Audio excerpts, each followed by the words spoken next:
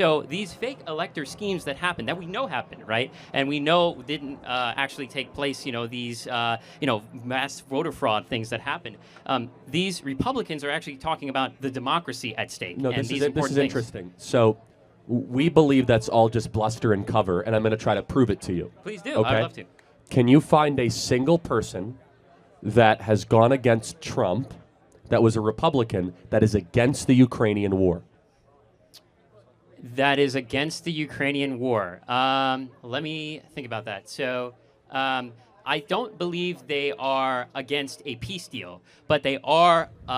Can I go a step further? Yes. That is not an enthusiastic supporter of sending arms to Zelensky. Well, I mean, What's up, beautiful people of YouTube? Hope you guys are feeling good. My name is Elario, and today I'm back with an amazing video to check out with you guys. This is called Charlie Kirk Educates White Dude for Harris. You know the drill, guys. We talk less and we react more. Let's get into this. I must be candid with you. I definitely disagree with both of you on a lot of things.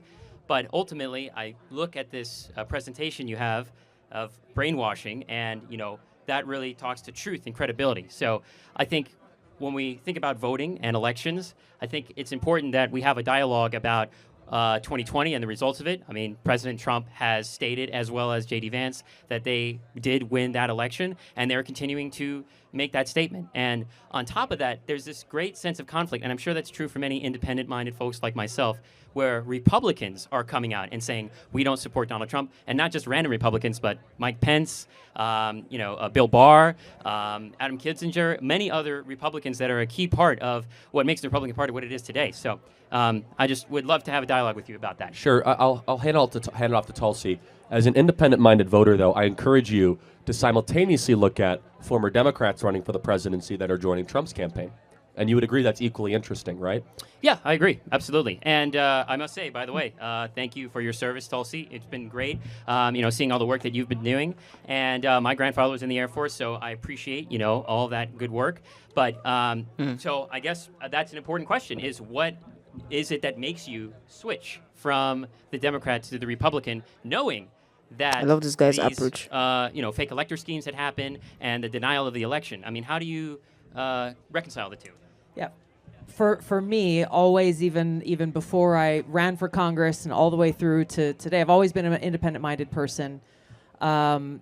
My interests have always been for the country and the Constitution and the people first, ahead of any partisan affiliation or politics, which is why during my 8 years in Congress, I was President Obama was in office for the first 4. President Trump was in office for the second 4. And I pissed off my own party when President Obama was in office because I criticized some of his policies when they were warranted. And similarly, when President Trump was in office. He and I don't agree on everything. He knows that, and I know that. We agree on the most important things, though, and that, to me, is really what's at stake in this election. To address the Republicans that you called out who are supporting President Trump, when you look at the through line through all of them, they are part of the warmongering elite uniparty of Washington, period. And they see Donald Trump as the biggest threat to them because he doesn't bend the knee to their interests and to the military-industrial complex. Well, from what they've stated to us, and what I believe is actually more accurate, to respectfully disagree, is that there's this issue of, for example, Donald Trump saying, I want to suspend the Constitution, I want to be a dictator on day one, essential pieces of democracy and the American freedom that we have. Yeah. So these fake elector schemes that happen, that we know happened, right? And we know didn't actually take place, these, mass voter fraud things that happened. These Republicans are actually talking about the democracy at stake. No, and this these is important things. interesting. So we believe that's all just bluster and cover, and I'm going to try to prove it to you. Please do. Okay? I'd love to. Can you find a single person that has gone against Trump that was a Republican that is against the Ukrainian war? That is against the Ukrainian war. Let me think about that. So I don't believe they are against a peace deal, but they are... Can I go a step further? Yes. That is not an enthusiastic supporter of sending arms to Zelensky. Well, I mean, I don't believe that establishes whether or not... I mean, that's an incorporeal It's not a thing that gotcha, you're but let me talking tell you what about. Tulsi's I mean, it saying. kind of is, but go ahead. That's okay. So our belief system, and it's rooted in fact, is that they will cherry pick about Trump exaggerations or things that are widely misrepresented. Not a good use of our time to go through all that, because let's go more macro. Sure. Because foreign policy is really why they hate Donald Trump. Foreign policy is the life force of an illegitimate uniparty in D.C. that But I mean, at its core, though, wouldn't you all agree that the division within the Republican Party has been a large part a result of the aftermath? Even the of Democrats 2020 Party and is the January divided. there 6th? isn't You're saying- division, though. You have a couple defectors like Liz Cheney and Adam Kinzinger It that aren't even happens. part of our You world. defect. Liz Cheney is now Part of going around saying politics. she supports Roe versus Wade. She was never a Republican. I mean, so the point being is you can, yes, talk about these people that might have previously been installed, but here's what's happening, is you're seeing Bobby Kennedy's and Elon Musk's and Tulsi Gabbard's join the Republican Party, and so we're gaining addition of people that are more like-minded, and we're subtracting those that were never part of us in the first place. There's 2 points to the criticisms that these people are bringing up against Donald Trump and that Kamala Harris is touting on the campaign, which is they say President Trump is a threat to the Constitution and a threat to democracy, right? That's at the core of what your question and their argument is. Kamala Harris does not believe in free speech. Period. She does not believe in free speech. She has advocated time and again for the censorship of speech that she believes is misinformation, disinformation, or hate speech. Tim Walz believes the same. They've said this explicitly. Kamala Harris does not believe in freedom of religion. As a U.S. Senator, she voted against a judicial nominee that was before their committee simply because he's a devout practicing Catholic and a member of the Knights of Columbus. She talked about this. You can go and look at her comments. Democracy. This is coming from a Democrat Party that tried to get Donald Trump's name off the ballot in over 32 states. How could they believe in the protection of democracy when they are trying to take away voters' rights for us? They can disagree with how people vote, but every one of us has a right to be able to cast our vote. There are many different examples that prove that they do not believe in the Constitution and that their very actions are undermining our democracy, which points out the hypocrisy of their whole argument against Donald Trump. What this really comes down to, and this is important in the last 12 days, 11 days of this campaign, Kamala Harris has given up on debating and contrasting President Trump's actual policies on issues and resorting to name calling because she knows when it comes to border security, when it comes to the economy, when it comes to foreign policy, when it comes to the cost of living, unfortunately for her, over the last 4 years, she has no record to stand on. Well, I'm just going to make one last point because I appreciate your candor and your opinions. I disagree with the conclusions that you make, but I think we both equally and fairly get to those conclusions. Here's what I'll say simply. I think that if you are going to vote for a president of the United States, the core thing you have to think about is when I vote for that president, will my vote remain protected and insured? And when you're seeing in these multiple Republican-led states a result of the Donald Trump fake elector lie and the election was stolen lie, there's a lot of stymieing of the right to vote. You're seeing polling places closing in Georgia. You're seeing a limitation of access to water in Georgia as well. You got a lot of voter ID laws. We even got a voter ID statute that's going to be potentially passed. I got to cut you off. So tell me why you're against voter ID. Absolutely. Great question. So you have to start first with those that have the most difficult time going and voting. For example, native tribal folks. You have poor and disenfranchised folks. And when you create a voter ID law, first of all, in the state of Nevada, there's already multiple ways to verify your identification. And I know this because I was trained as an agency of the registrar. And so I understand that at the back end of this, there's a lot of verification that goes on. And this is true for many other states. But when you include voter ID as well, you're adding an additional barrier to those individuals. Should I have to show an ID to board an airplane? You should have to show an ID, yes.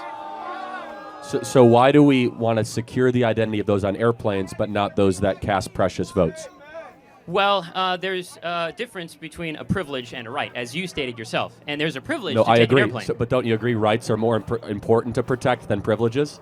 So it actually works in my favor. Rights you should secure a lot more than privileges. Actually, not in the instance that you're speaking of, because when we're using an ID, it's about the verification of who's paying for the flight and things of that nature. But when you talk about No, it's voter not. ID That's law, not correct. A third party can pay for the flight. Why are we doing identification when you board an airplane? We want to make sure that you are who you say you are. And- So we do that. Why? So that, For so that you don't have security fraudulent identity, remember or that you're also- not on a do not fly list, right? Yeah, right. But what we're talking about at its core, as you said, the difference between a right and a privilege, what we're talking about is that these individuals who are going to go and vote, there are many other alternate ways that aren't as limiting. Last to what question: said. Have you ever met a human being without an ID? Have I ever met a human being? Yeah, there's multiple homeless people on the street that I've had the privilege of meeting and helping at food. How difficult is it banks. to get an ID? Pretty difficult. In the state of Nevada specifically, you need 2 forms of identification, including the original birth certificate, which folks born in like the 50s and the 60s, they're going to have a pretty, even the 40s and the 30s. No, we're talking about two different right? things. Voter registration and getting a voter ID is super easy. It's 5 minutes or less.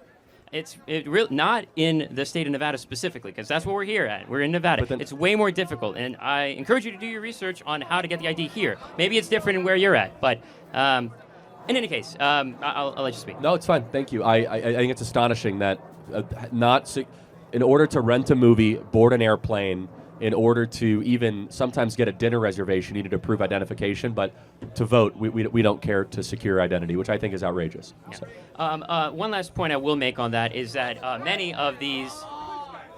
We can move on if the crowd's Yeah, let's not go to the next happy. question. So, Thank you. Anyway, thank you so Thank much. you. Appreciate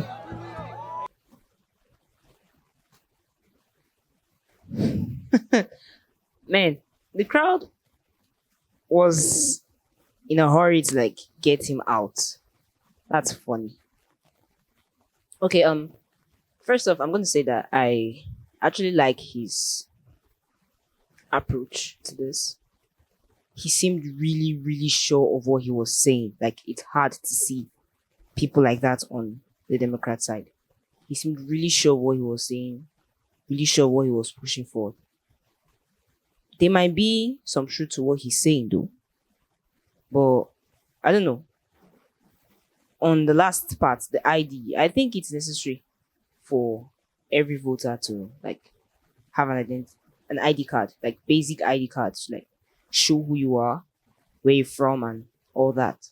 So I'm sure not only in America, but other parts of the world, there are voter cards issued to citizens, and if you don't have it, you don't vote. And there's a certain age that you're required to get those cards, from age 18.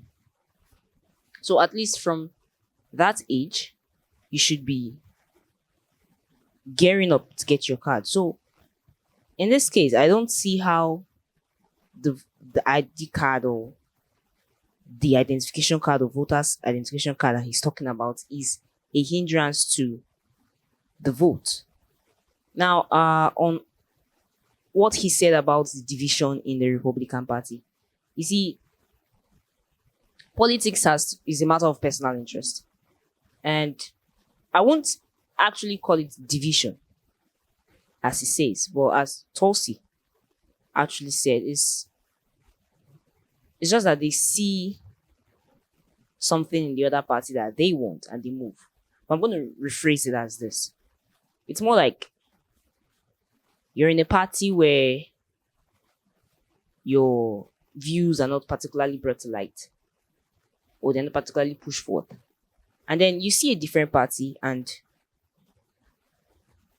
well, I say coincidentally, but eventually they have the same notion, idea, and whatever drive it is that you have. I don't think you'd want to stay in the party you're already in. So hence, defection will occur. That's the same thing with Tulsi, Bobby Kennedy, and Elon Musk. They left the Democrat empire because, according to them, there are a lot of undercover lies and schemes, and a whole lot of insane things going on in that party. So when they saw that their interests aligned with the Republicans, they moved there. It's just the same thing with the Republicans who moved to the Democrat Party. They might have been some things in the Republican Party they don't really agree with, so they moved to the Democrat Party. It's that simple. It doesn't mean that there's division anywhere. It's just a matter of personal interest. Then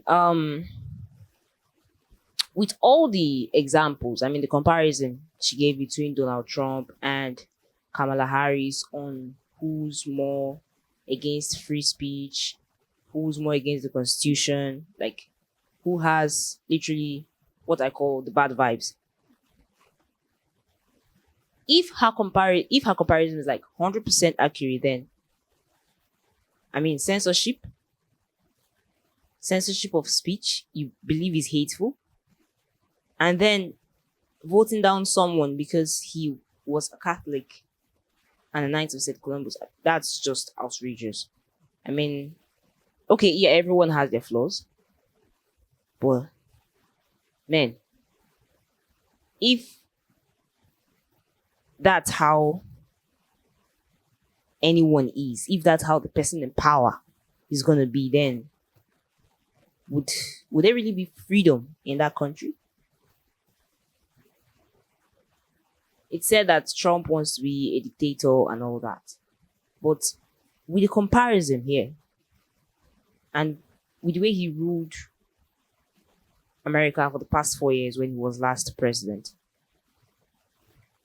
does he actually seem like the dictator they paint him out to be? You guys, I leave you all to brainstorm on that one. Please remember to leave a comment at the end of this video. Remember to subscribe to this channel. Also remember to leave a thumbs up at the end of this video. Thank you so much for watching. Stay safe and God bless.